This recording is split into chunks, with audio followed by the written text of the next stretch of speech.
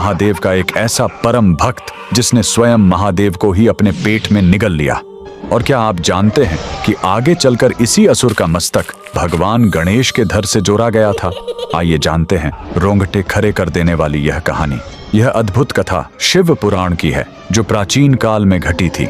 यह खूंखार राक्षस गजासुर था जो असुर राज महिषासुर का पुत्र था। जब माता दुर्गा ने महिषासुर का वध कर दिया तो अपने पिता की मौत का बदला लेने के लिए गजासुर ने हिमालय की बर्फीली चोटियों पर बिना कुछ खाए पिए महादेव की घोर तपस्या शुरू कर दी। सदियों की तपस्या से प्रसन्न होकर भोलेनाथ प्रकट हुए, लेकिन इस चतुर असुर ने अमृता नहीं मांगी।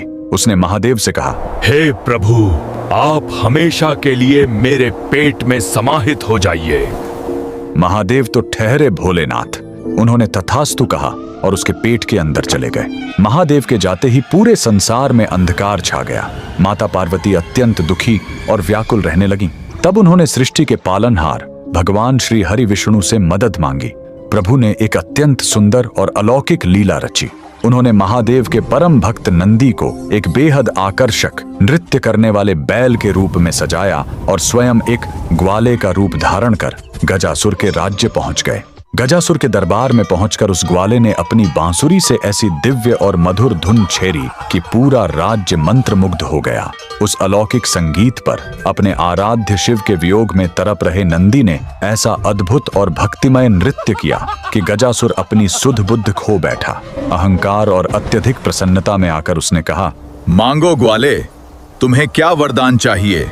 ग्वाले ने तुरंत मुस्कुराते हुए कहा, अगर देना ही है तो अपने उदर से महादेव को बाहर निकालो। यह सुनते ही गजासुर के होश उड़ गए। वह समझ गया कि यह कोई साधारण ग्वाला नहीं बल्कि साक्षात श्री हरि विष्णु है। अपना अंत निश्चित जानकर भी उसने अपने वचन की लाज रखी और अपना पेट चीरकर महादेव को बाहर निकाल दिया। अपने प्राण त्यागते हुए गजासुर की इस अनन्य भक्ति और वचनबद्धता को देखकर महादेव अत्यंत प्रसन्न हुए। गजासुर ने मरते हुए कहा, प्रभु, आपके निवास से मेरा शरीर अत्यंत पवित्र हो गया है।